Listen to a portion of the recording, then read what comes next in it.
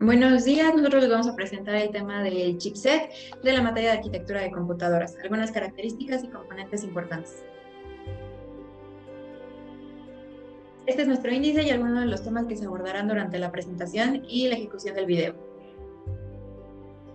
Bueno, para comenzar, ¿qué es un chipset? La tecnología del chipset se trata de un grupo de componentes electrónicos que sirven como puente entre lo que es el procesador, la memoria y los distintos periféricos de la placa madre. Hay algo importante aquí mencionar, que es de que solo existe un chipset por placa base. Sin embargo, este chipset va a estar conformado por varios componentes o circuitos integrados. Tenemos de que son capaces de ordenar, jerarquizar y controlar el paso de la información. Y bueno, el funcionamiento del chipset y sus capacidades están determinadas por la manera en que se organizan sus circuitos o buses. De igual forma, como cualquier otro componente de una computadora, al tratarse de que realiza varios transmisiones de datos, se calienta, por lo que es necesario un disipador o ventiladores. Bueno, ¿para qué sirve? Aquí tenemos de manera interactiva cierta información. Tenemos de que sirven para establecer una conexión eficiente con el CPU y ordenar distintas memorias a la vez mediante puertos especiales de los canales. Tenemos de que organiza el tráfico de datos de los componentes del ordenador, determinando el rendimiento del equipo, y pasa una gran cantidad de información, como ya lo había mencionado, precisamente por eso se calienta por medio de los tres principales buses: el USB, el PCI Express y el SATA. Tenemos de que determina los modelos de componentes con los que va a ser compatible la computadora. Contiene varias líneas, tanto de unos como de otros, lo que permite comunicarse con tarjetas gráficas, SSDs y otros periféricos como el USB, y transmitir toda esa información al microprocesador. Y por último, tenemos de que establece las capacidades de la placa base, por lo que las limitaciones técnicas a nivel de hardware las marca el chipset. Bueno, ¿cómo empieza todo esto del chipset? Nacen junto a los primeros microprocesadores, pues los diseñadores de estos rápidamente vieron la utilidad como medios para ordenar el tránsito de información que corre por los buses de una tarjeta madre.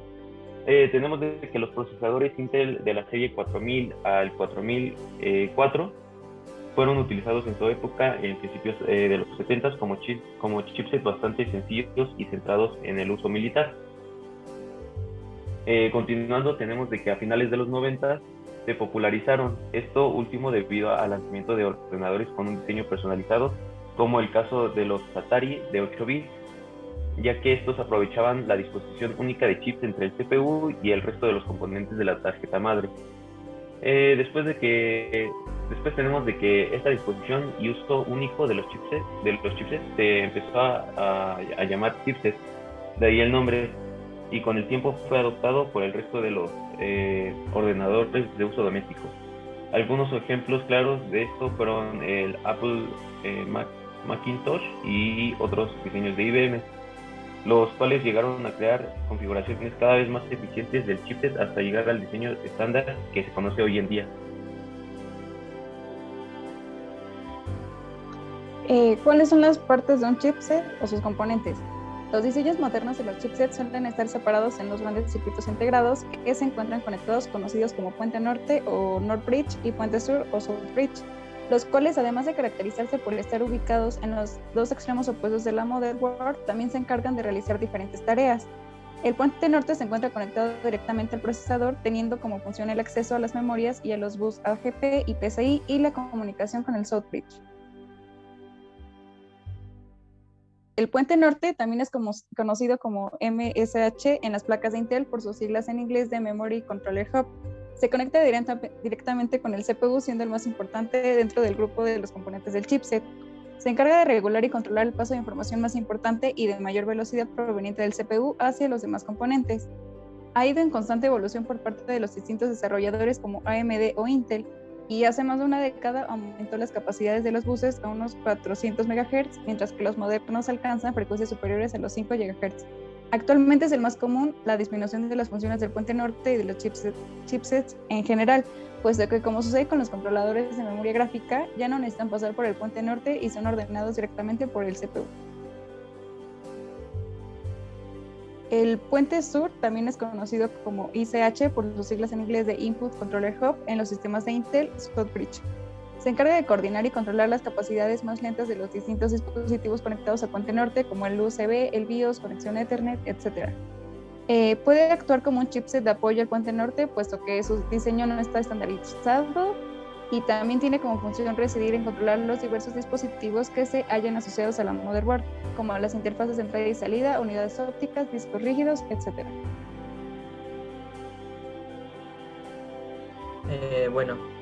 Los tipos de chipsets. Como sabemos, tenemos dos principales fabricantes de chipsets, los cuales son por parte de la empresa de Intel y de Advanced Micro Devices o AMD. Ambas ofrecen una familia de tarjetas madre con chipsets específicos según la gama de procesadores, las gamas de memorias y las necesidades del usuario.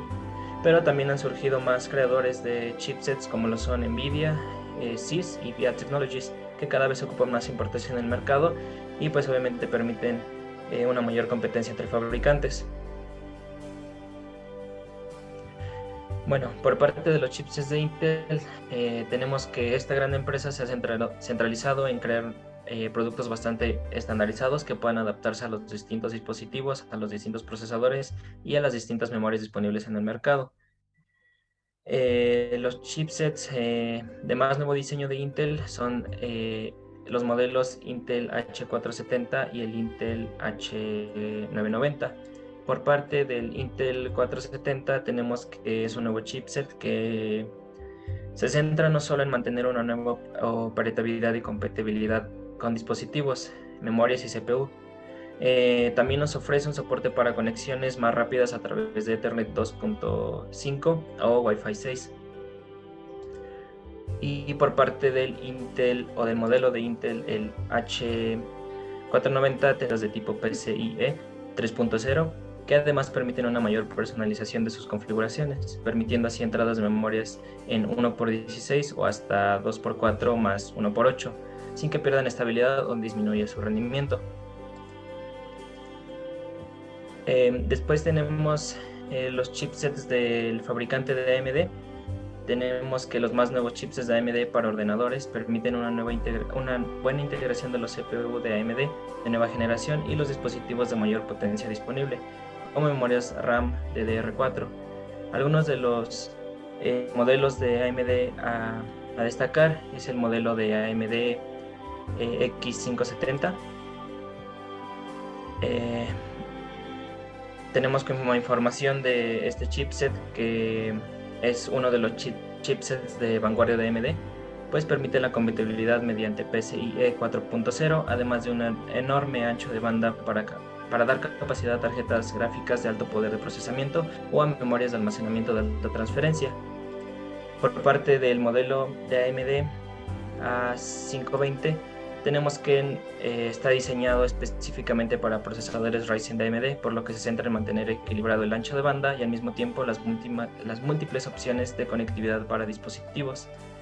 Y por último, el último modelo a destacar por parte de AMD es el A300, y tenemos que esta familia de chipsets incluye también a los modelos X300 y Pro 500, que poseen una arquitectura reducida sin que por esto pierda rendimiento, por lo que también ofrece opciones de realizar overclocking en este chipset.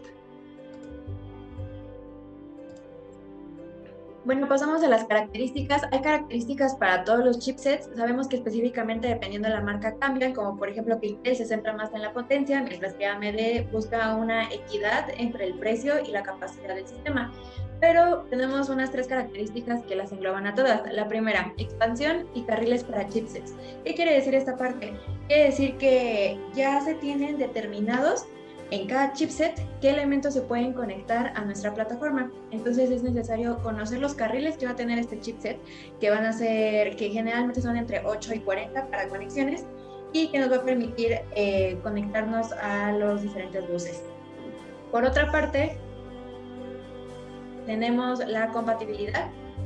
Esta se refiere a que ya dependiendo cada chipset y su creador, vamos a saber qué tarjeta madre va a ser compatible con qué puertos. Por ejemplo, no muchas de las tarjetas madres posteriores se pueden conectar a PCI Express 4, que son de las nuevas versiones. Entonces se tiene que tener estos requerimientos básicos y claves para poder determinar cuáles son las mejores dependiendo de nuestras necesidades, saber si queremos conectar más tarjetas gráficas o de qué forma. Y por último vamos a tener lo que es el overclocking. ¿Qué es el overclocking? El overclocking es el aumentar el rendimiento por segundo de los procesadores por encima de su configuración por defecto.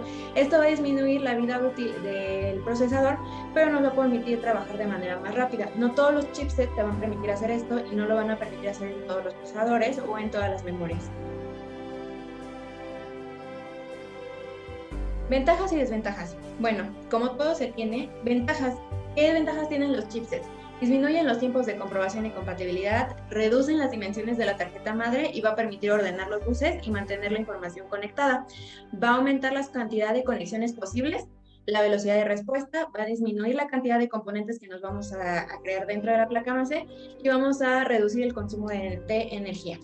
Por su parte, también tenemos desventajas. Estas desventajas es que los chipsets no se pueden actualizar. Una vez que ya están creados y que te los da el fabricante, ya no los puedes cambiar. Esto puede causar un efecto de cuello de botella si no se tiene un chipset y un chip con las mismas capacidades.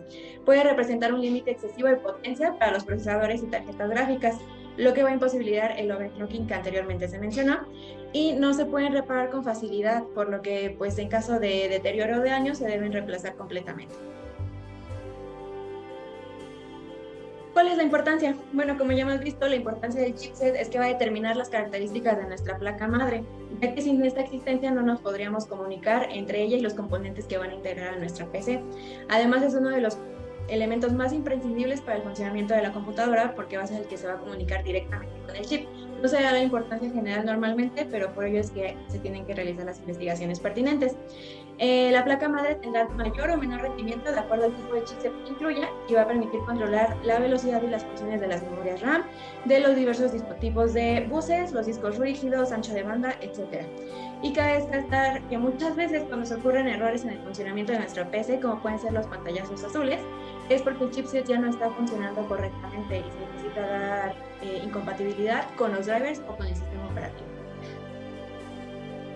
Y por último se muestra un ejemplo de un chipset, en este caso es Intel AT570, la marca y algunas características como puede ser la marca, que es Intel, el año de lanzamiento, que fue en el 2001, la velocidad de los buses, el TDP, que es la potencia de diseño térmico que va a representar la energía promedio. ¿En qué sección permite el overclocking? En la RAM. Tiene versión PCI Express 3, tiene 20 líneas para ese PCI, tiene 14 puertos USB, 6 puertos SATA y un máximo de memoria de 128 GB. Esto solo por algunas características y ahí tenemos el diagrama. Como se puede ver, en este caso ya no tiene el chipset o el North Bridge, ya lo tiene implementado. Nada más vamos a tener lo que es el South Bridge y algunas de las características que ya mencioné anteriormente, como qué conectores y buses tiene.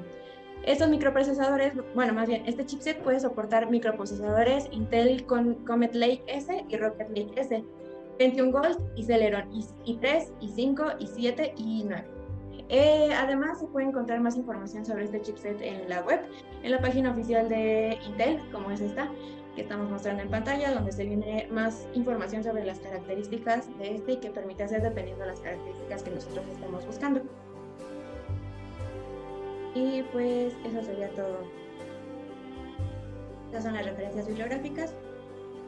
Y ya, muchas gracias.